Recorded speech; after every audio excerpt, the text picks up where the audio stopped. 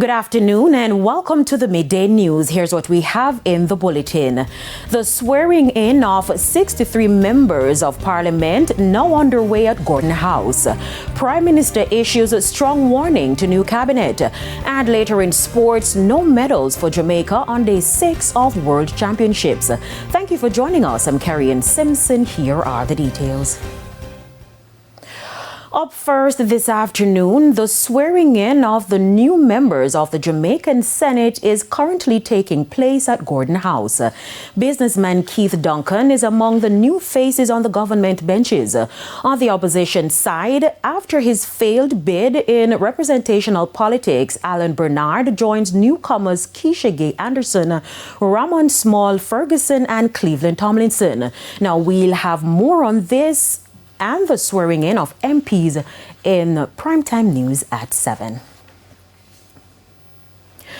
The government and opposition are at odds over the appointment of the leadership in the House of Representatives. Ahead of today's swearing in, the PNP raised objection to the appointment of past speakers, but the JLP is hitting back.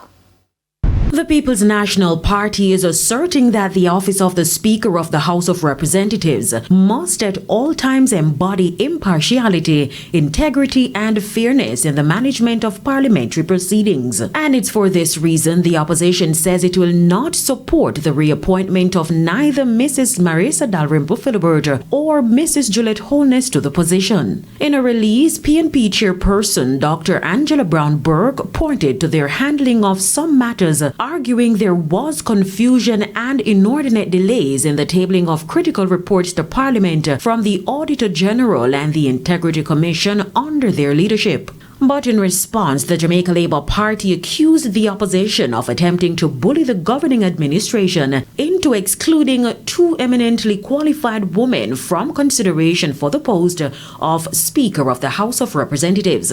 General Secretary Dr. Horace Chang said the PNP's statement was baseless and highlighted fake concerns about the possibility of appointment of Juliet Holness and Marisa Dalrymple Philibert. According to Dr. Chang, while it would be irregular for the appointment of the Speaker to not be supported by the opposition party, the JLP will not be dictated to by the opposition party concerning the positioning of two very capable women who were recently re-elected by the people with large majorities in their respective constituencies. Prime Minister Dr. Andrew Holness has issued a strong warning to his new cabinet. Complacency will not be tolerated. Shamila Pullen reports. A new cabinet with familiar faces, but according to Prime Minister Dr. Andrew Holness, the mission remains the same. Addressing the ministers, he stressed performance is key. Let us be clear, this is not a time to grow comfortable. It is a time to recommit to humility, to service, and to performance. He acknowledged that citizens are not looking for excuses and instead expects the government will deliver results based on its new mandate presented to voters during the election campaign. And so, to my ministers, let me be direct. This appointment is not a personal prize. It is not a reward for loyalty, nor a platform for status. It is an assignment of national importance, heavy with responsibility and demanding of sacrifice. Let us remain grounded in humility and resist the temptation to see ministries as personal turf. We cannot afford progress to be slowed by lack of collaboration with ministries pulling in different directions. He went further. Success will not come from working in silos, but from collaboration and synergy. Our people will not measure us by how well we protect our portfolios, but by how well we work as one cabinet, as one government, as one Jamaica. Shamela Pullen, TVJ News. Mixed reactions this afternoon to the appointment of the new Andrew Holness-led cabinet. On Wednesday, Dr. Holness announced members of his 19-member cabinet who would be responsible for different policies and programs. The executive largely remains the same except for the return of Robert Montague and Dr. Andrew Wheatley. More in this report.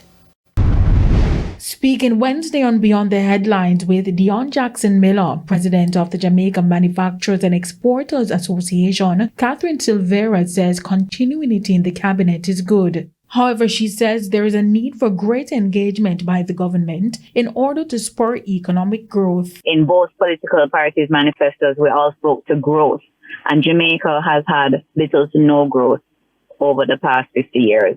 We're currently, I believe, at 1%, and that's not sufficient. So we look forward to continuing to work with the cabinet ministers, as there has not been much change, but we need to see that focus really coming to a forefront in terms of how is it that we're going to have public-private sector engagement on how to grow the country.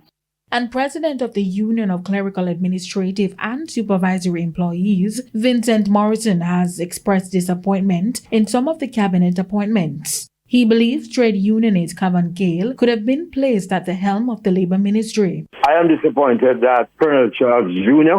is going back to Labour. I'm going to the Supreme Court on Friday. Guardsman, marksman matter. And, we had several meetings with him before we decided to go to court. He has done nothing. He promised to assist us with the setting up of the Joint Industrial Council. Nothing has been done. And of course, we know that tourism workers have been walking off the job. So I would have loved to see somebody like Cavan Gale, who has deep, wide trade union experience, who is an extremely good industrial relations practitioner. I think he would have made a big difference at the Ministry of Labour.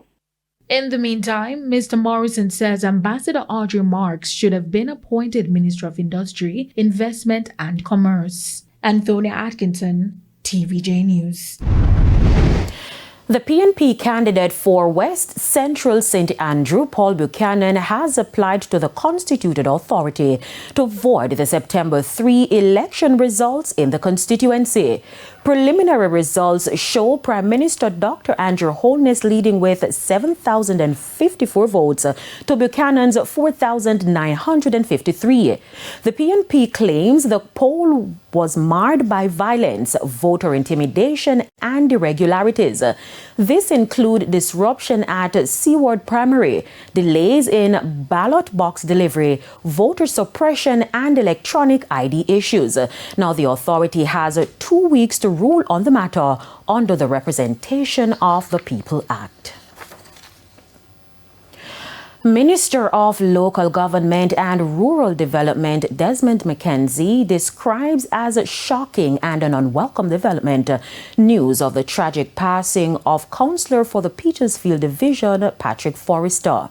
Mr. Forrester died in a fatal motor vehicle crash along the Whitehorn Main Road in Westmoreland yesterday. According to the minister, he is now the third elected representative at the parochial level to have lost his life since the start of the year.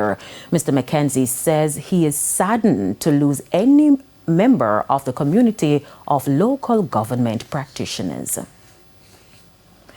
The issue of water supply challenges took center stage at the recent sitting of the St. James Municipal Corporation monthly meeting. Councillors raised concern about ongoing water issues in their respective divisions, noting that the lack of a consistent supply is affecting their ability to effectively serve their constituents.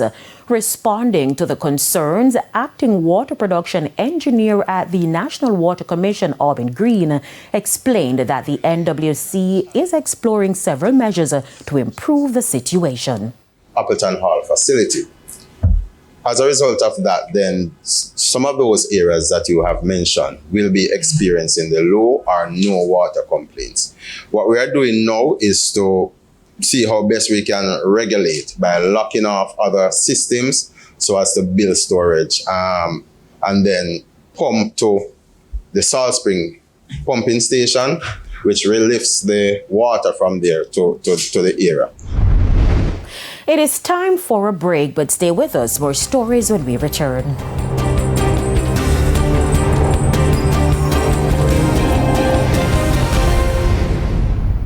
Welcome back to the Midday News. It's now time for the Business Minute. Chief Executive Officer of the JMMB Group, Keith Duncan, has been appointed as Senator by the Andrew Holness administration. Mr. Duncan, who also chairs the Fiscal Commission Advisory Committee, says the JMMB Group remains politically neutral and committed to its long-term strategic goals. He also assured clients, team members, and partners that his new Senate role will not affect the group's direction or growth. Further afield, Meta has unveiled a new range of smart glasses powered by its artificial intelligence AI tech as it expands its bet that they will be a must-have accessory for users around the world. At its annual developers conference Meta Connect, the social media giant's boss Mark Zuckerberg announced an array of devices in partnership with sunglasses brands Ray-Ban and Oakley. The firm also introduced a so-called neutral wristband that pairs with its Meta Ray-Ban display glasses to allow users to carry out tasks like sending messages with small hand gestures. And that's it for the Business Minute. I'm Anthony Lug. Thank you, Anthony. Time now for the top regional and international stories. In the region, Grenada has expressed deep concern over escalating activities in the Caribbean Sea, emphasizing its importance to fishers and inter-island traders. The government stressed that while illicit maritime actions are a challenge, they must be addressed through lawful means. Reaffirming its commitment to the Caribbean as a zone of peace, Grenada called on regional and international partners to respect and uphold the principle as tensions heighten. On the international scene, Israeli tanks have been positioned near Gaza City for a planned ground operation as tens of thousands of Palestinians continue to flee. While Israel announced the operation's start, tanks have not yet entered the city. The assault has drawn international condemnation, with warnings it will worsen Gaza's dire humanitarian crisis. The UN concluded Israel has committed genocide, a claim Israel denies. And those were the top regional and international stories. I'm Antonia Atkinson. We now head to a quick break. When we come back, we'll have your Midday Sports Report.